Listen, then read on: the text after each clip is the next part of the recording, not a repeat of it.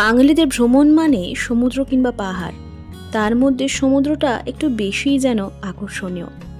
পাহাড়ের প্রাকৃতিক সৌন্দর্য যেমন আছে, সেরকম সমুদ্রের গর্জন, সমুদ্রের ঢেউ সব কিছুই মানুষকে, বিশেষ করে বাঙালিদের, খুবই কাছে টানে। আর সমুদ্রের কথা যখন ওঠে, তাহলে তো দীঘার কথাই সর্বপ্রথম মাথায় আসে। দুদিনের জন্য ছুটি কাটাতে যাও আর সমুদ্রের ধারে বসে বেশ খানিকক্ষণ সময় কাটাও, আর সকালের দিকটা সমুদ্র স্নান করে আনন্দে মাতোয়ারা হয়ে যাওয়া। নিউ দীঘা তো অনেক হলো, আজকে আমাদের গন্তব্য কিন্তু ওল্ড দীঘাতে। নিউ দীঘা সংক্রান্ত প্রচুর হোটেলসের সন্ধান কিন্তু এখনো পর্যন্ত আমি আপনাদেরকে দিয়েছি, কিন্তু আজকে দারুণ একটা হোটেলের সন্ধান দেব, সেটা আবার লোকেট করছে কিন্তু ওল্ড দীঘাতে। নিউ দীঘাতে একটা টোটো করে ওল্ড দীঘার উদ্দেশ্যে আমরা রওনা দিলাম। দুপাশে প্রচুর দোকান, পাশার, বাজার, মার্কেট, কি নেই!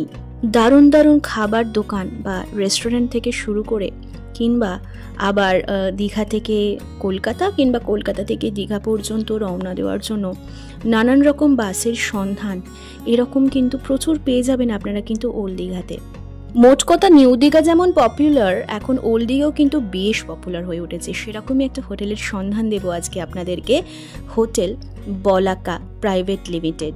একেবারে কিন্তু রাস্তার ওপরেই কিন্তু লোকেট করছে এই হোটেল বলাকা প্রাইভেট লিমিটেড। একাধারে হোটেল মানে থাকা এবং তার সাথে কিন্তু খাওয়া দাওয়ার ব্যবস্থাও পাবেন, কারণ হোটেল বলাকা প্রাইভেট লিমিটেডের সাথে আপনারা অ্যাটাচড কিন্তু রেস্টুরেন্টও পেয়ে যাবেন, বলাকা রেস্টুরেন্ট অ্যান্ড ক্যাফে।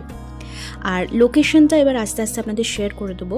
একেবারে ওল্ড দীঘা যে বিচ মার্কেট, সেই বিচ মার্কেটের সামনেই কিন্তু লোকেট করছে। মানে এই হোটেল থেকে টুয়ার্ডস সামনের যে রাস্তাটা চলে যাচ্ছে সোজা, এই রাস্তাটা ধরে চলে গেলেই কিন্তু আপনারা ওল্ড দীঘা সি বিচ পেয়ে যাবেন।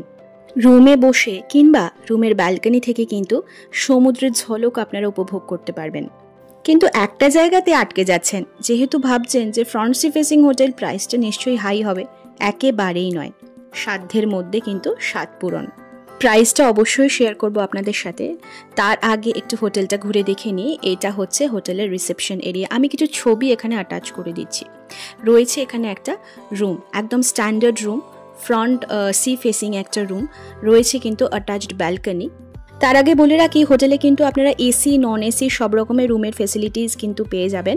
এমনকি ডাবল বেড, 4 বেড সব রকমেরই কিন্তু সুবিধা পেয়ে যাচ্ছেন। এইটা যেমন কিন্তু একটা এসি রুম। আর রুমটা দেখে আশা করি আপনারা বুঝতে পারছেন যে প্রচুর আলো বাতাস, জানলা দরজা সব রকম রয়েছে, প্রচুর চারদিকে কিন্তু আলো। ব্যালকনি থেকে বসে আপনারা কিন্তু দারুণ সময়টা কিছুক্ষণ কাটাতে পারেন সন্ধ্যের দিকটাতে। আর সকালবেলা সমুদ্র স্নান তো রয়েছেই। রয়েছে এখানে একটা 4 বেডের রুম। আমি কিছু ছবি আপনাদের সাথে শেয়ার করে দিচ্ছি, যাতে আপনারা একটুখানি আন্দাজটা মানে আইডিয়াটা করে নিতে পারেন।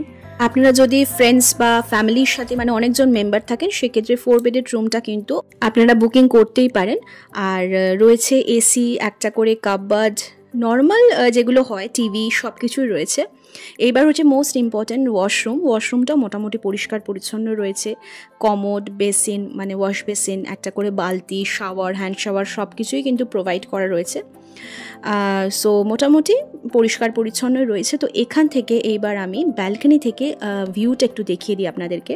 ব্যালকনি থেকে সোজাসুজি যে মার্কেট, সেই মার্কেট থেকে একদম সোজা ধাক্কা মারছে কিন্তু দূরে সমুদ্র। এখানে বসে কিন্তু আপনারা দারুণ সময় কাটাতে পারেন। রয়েছে কিন্তু বললাম attach restaurant, Balaka restaurant and cafe. এখানেও কিন্তু সব রকমের ডিশেসই আপনারা কিন্তু অ্যাভেলেবেল পাবেন। এই হচ্ছে ভেতরকার অ্যাম্বিয়েন্সটা এখানকার। একসাথে থাকা, খাওয়া সব রকমই কিন্তু ফেসিলিটিস পেয়ে যাচ্ছেন। আর আউটলুকটা তো আমি আপনাদের সাথে শেয়ার করেই দিয়েছি, hotel Balaka private and limited. আপনারা কিন্তু কী কী ফেসিলিটিস পাচ্ছেন সেটা একবার বলি। এখানে কিন্তু লিফট ফেসিলিটি রয়েছে, রয়েছে ওয়াইফাই। মোস্ট ইম্পর্টেন্ট যেটা, সেটা হচ্ছে প্রাইসটা একটু মেনশন করে দিই। এখানে নন এসি রুমের প্রাইস হচ্ছে 700 টাকা, 700। আর এসি রুমের প্রাইস হচ্ছে ওই 1400 থেকে 1600 টাকার মধ্যে। আর আপনাদের সিজন ওয়াইজ কিন্তু এটা প্রাইসটা কম বেশি হতেই থাকে, যেটা জেনারেলি সব হোটেলসেই কিন্তু এই রুলসটা থাকে।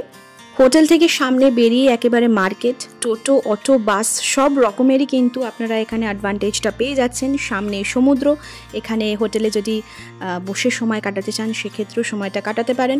আর ওল্ড দীঘাতে তো এখন নবনির্মিত বলবো না, অনেক দিনই হলো যে পার্ক তৈরি হয়েছে, সেই পার্কও কিন্তু এই হোটেল থেকে একেবারেই কিন্তু কাছে, মানে হাঁটা পথও বলতে পারেন। এখানেও কিন্তু আপনারা দারুণ সময় কাটাতে পারেন, আর সন্ধ্যের দিকটাতে বসে সমুদ্রের ফুরফুরে হাওয়া সেটাকেও এনজয় করতে পারেন। হোটেলের কন্ট্যাক্ট নাম্বার কিন্তু আমি ডেসক্রিপশন বক্সে দিয়ে দেবো, আপনাদের সুবিধের জন্য আপনারা কন্ট্যাক্ট করে নিতে পারেন। সো ওল্ড দীঘায় লোকেট করা একটা দারুণ হোটেলের সন্ধান কিন্তু দিলাম, যেটা একেবারে ফ্রন্ট সি ফেসিং। আশা করি ভিডিওটা ভালো লেগেছে, ভালো লাগলে অবশ্যই লাইক শেয়ার করবেন। আজকে বরং আসি, কেমন, টাটা।